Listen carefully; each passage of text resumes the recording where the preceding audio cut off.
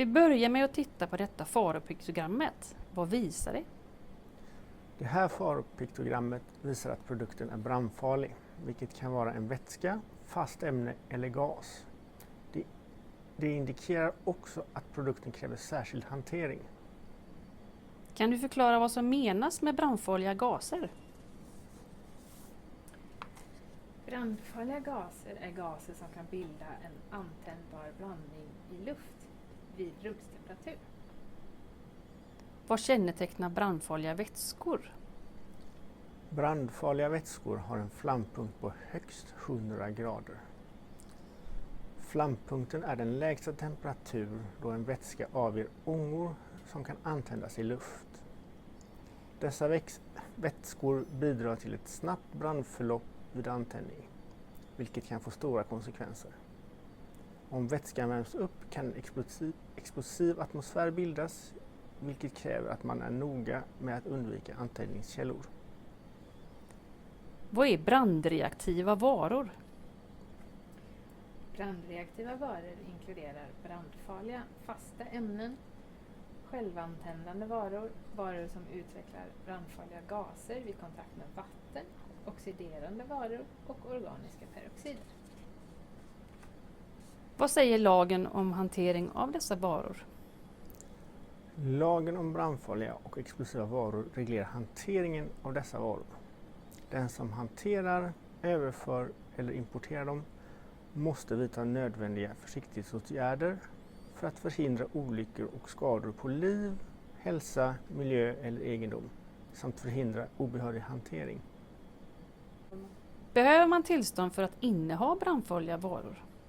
Ja, den som planerar att inneha större mängder brandfarliga varor måste söka tillstånd hos räddningstjänsten. I Natrium har vi ett gemensamt tillstånd för alla 5 institutioner, vilket innebär att vi måste ha en överblick över mängderna så att vi inte överskrider det tillståndet. Vi använder systemet Klara för att hålla koll på detta. Felaktig hantering kan leda till att vi förlorar vårt tillstånd. Hur ska brandfarliga kemikalier förvaras? Brandfarliga kemikalier måste förvaras i brandsäkra skåp som är ventilerade.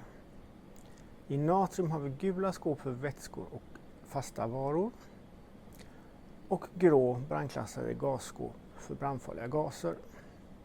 Dessa skåp är EI 90-klassade, vilket betyder att de står emot brand i 90 minuter. Brandfarlig vätska får inte förvaras tillsammans med brandfarlig gas eller lättantändligt material. Finns det regler för hur mycket brandfarlig vara man får ha i laboratoriet? Ja, mängden brandfarlig vara i laboratoriet ska alltid minimeras. Generellt gäller en maxgräns på 5 liter brandfarlig vara och största volym på en enskild behållare är 2,5 liter. Maxvolymen som är tillåten i labbet står på klassningsplanen vid ingången.